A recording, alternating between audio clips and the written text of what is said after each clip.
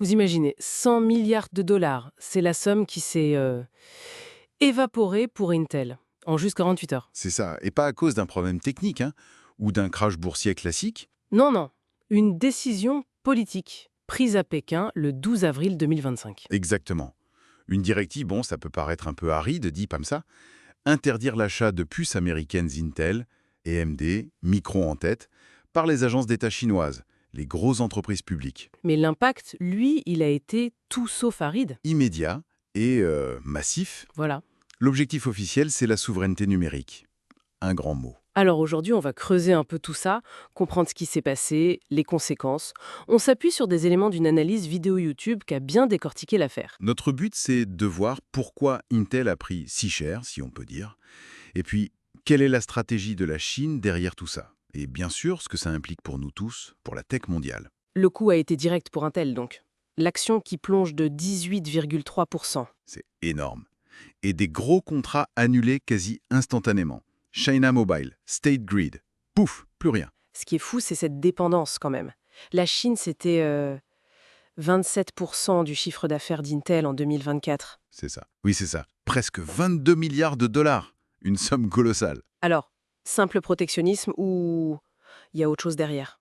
D'après certains analystes, comme Emily John du Center for New American Security, qu'on trouve dans nos sources, c'est pas juste un découplage économique ordinaire, Ah, c'est vu comment alors? plutôt comme une action chirurgicale, très ciblée.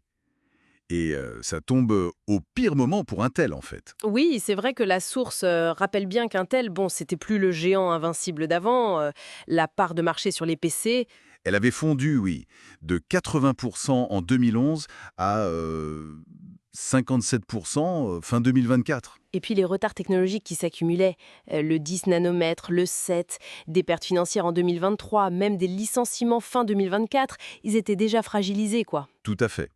Et pendant ce temps-là, la Chine, elle avançait, avec son plan Clean Silicon. Clean Silicon, oui. L'idée, c'est quoi exactement? L'objectif est très clair. Virer les puces américaines des infrastructures critiques, d'ici fin 2027. Fin 2027. C'est demain, ça? Et avec une étape intermédiaire, attention, 80% des systèmes du gouvernement sur des puces locales, dès le premier trimestre 2026. Waouh. Et ce qui m'a vraiment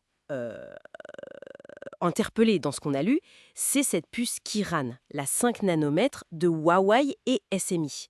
Sans la technologie de pointe EUV, celle d'ASML, qu'ils n'ont pas le droit d'acheter, comment c'est possible ça? Ah, alors là, techniquement, c'est fascinant. C'est le point clé. Ils ont utilisé une technologie plus ancienne, la DUV, mais en la poussant dans ses retranchements. C'est-à-dire? Avec des techniques très complexes, du double patterning pour graver plus fin que ce que la machine permettait à la base. C'est TechInsight qui a révélé ça. C'est une vraie prouesse technique. Et ça marche? Commercialement, je veux dire. Et comment? Le succès du smartphone Mate 70 Pro qui l'embarque. 45 millions d'unités vendues. Ça montre que ça tient la route et à grande échelle. Impressionnant. Et tout l'écosystème chinois qui suit derrière, SMI, le fondeur, ses revenus qui explosent. Oui, plus 47% au premier trimestre 2025. C'est un chiffre énorme. Ça illustre parfaitement l'effet des commandes de l'État. On parle de 58 milliards de dollars par an injectés dans le secteur. Les chiffres le montrent bien d'ailleurs. La part des puces américaines dans les importations chinoises qui baisse. Oui, de 40% en 2021 à 28% en 2024. Et plus de la moitié des contrats informatiques du gouvernement vont maintenant à des entreprises locales. C'est Comme dit un observateur cité Ningtiang Shang, ils construisent un monde parallèle technologique. Face à ça, les États-Unis ont quand même réagi avec le CHIPS Act, non? Intel a reçu pas mal d'argent. Oui, oui, il y a eu le CHIPS Act, des milliards sur la table, 8,5 milliards de subventions, 11 milliards de prêts pour Intel, c'est conséquent. Mais est-ce que ça suffit? L'argent, ça ne rattrape pas le temps perdu, peut-être. C'est toute la question. D'autant que le gros projet d'Intel dans l'Ohio, le Silicon Heartland, il a pris du retard. On parle de fin 2026, au mieux. Pendant que les concurrents, TSMC, Samsung, Eux, ils sont déjà passés aux 3 nanomètres, ils préparent le 2 nanomètres.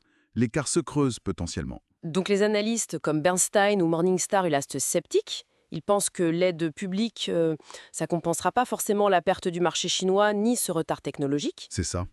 Et la puce qui doit un peu sauver Intel, la 18A, elle n'arrivera pas en masse avant mi-2026.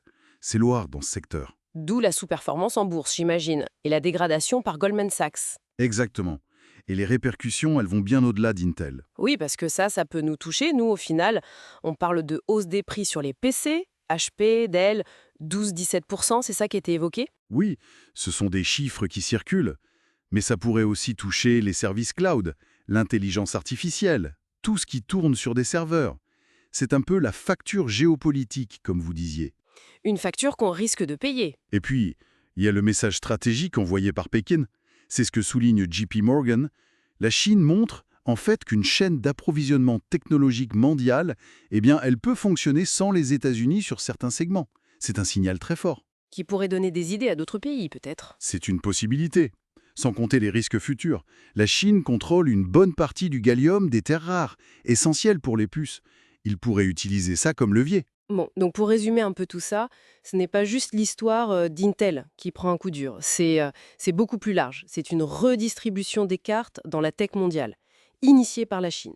C'est tout à fait ça. Une affirmation de puissance technologique qui change vraiment les règles du jeu. La source s'interrogeait, est-ce qu'Intel peut revenir dans la course? Bon, c'est une question importante pour eux. Oui, crucial même. Mais si on élargit un peu la perspective, la vraie question, peut-être, c'est pas tant la survie d'une entreprise, même une comme Intel, c'est plutôt comment cette affirmation chinoise et la réponse américaine, comment tout ça va redessiner durablement les alliances, l'innovation, nos dépendances technologiques dans la décennie qui vient. C'est vertigineux quand on y pense.